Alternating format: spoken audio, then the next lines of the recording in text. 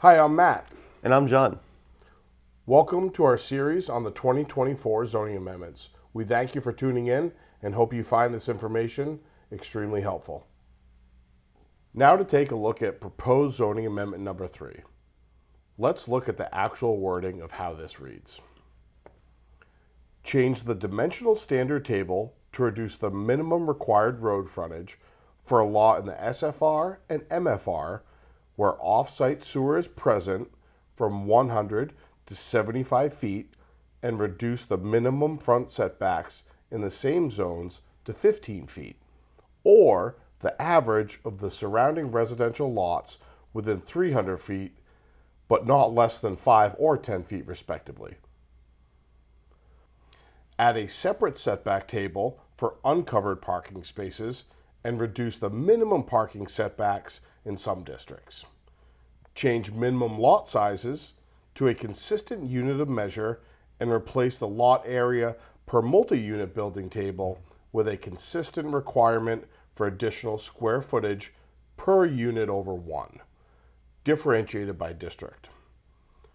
Where off-site water and sewer is available, reduce minimum lot size in the SFR to 10,000 square feet and in the MFR to 7,500 square feet. Switch lot size requirements to a builder's acre standard where 1 acre is replaced with 40,000 square feet and a half acre is replaced with 20,000 square feet. Now we'll turn it over to John and he'll walk us through what all this means in a little more detail. Thank you, Matt. This amendment, as Matt was describing, proposes changes to the area dimensions of our buildable lots in Plymouth. And a lot of thought went into making these changes and why we're making these changes. And a lot of that has to do with historical patterns of development in Plymouth that many people find quite pleasing. And so we're talking about single-family residential and multifamily residential zones here in a lot of cases. And if you look at some of those areas not too far from our downtown, you'll find some pretty small lot sizes, houses pretty close to the streets, and none of them, or few of them at this point, conform to our current zoning standards. So our current zoning standards ask for far larger lots, larger setbacks of the houses from the street, for example, and so a good portion of our lots couldn't be built today as they are within our current zoning ordinance. And these are some really desirable parts of town.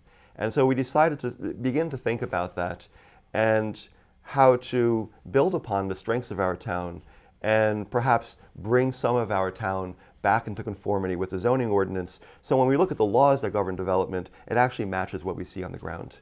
And so that's some of the larger kind of thinking that went into these changes. And going forward then, we hope to take some of those development patterns and expand them where land and resources are available. So what does this mean? So especially where we have utilities, water, sewer, you'll be able to build on smaller lots a little bit closer together and also a little bit closer to the street. So when we talk about setbacks, and especially front setbacks, we're talking about how far your house can be from the street. And a lot of houses in these neighborhoods are 10, 15 feet from the street, 20 feet from the street, and we want to make that allowable again for new developments. So create a 15-foot setback in those areas. And if you desire something smaller, because the houses alongside your proposed house are smaller than that, you can also build, as Matt described, with some caveats, to the average on your street as well, even below, a little bit below 15. So this is one of the changes.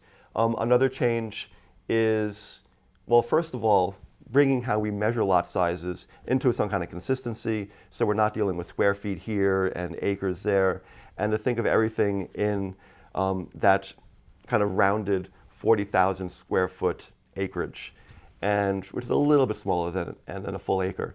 And then from there, reducing lot sizes where we have these utilities in residential zones to 10,000 square feet, which again is a lot closer to a lot of the historic lots we have in our residential zones.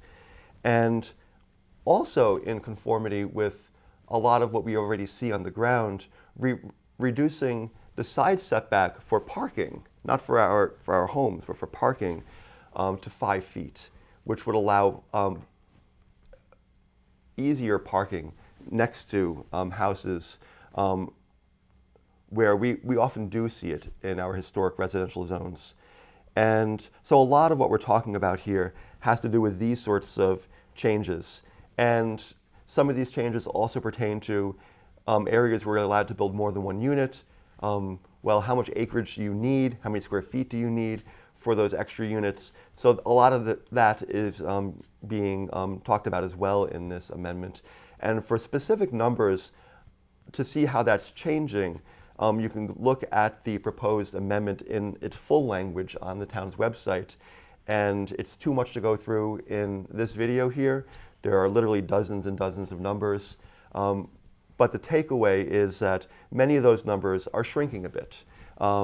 Not to radically transform our character, but in fact to reinforce what is a cherished historic development pattern in Plymouth. So we look forward to hearing your thoughts on these proposed changes. Thank you very much, John. And if you do have any more questions on that, please feel free to contact the Planning Board or Planning Department with those questions, and we'll see you next time.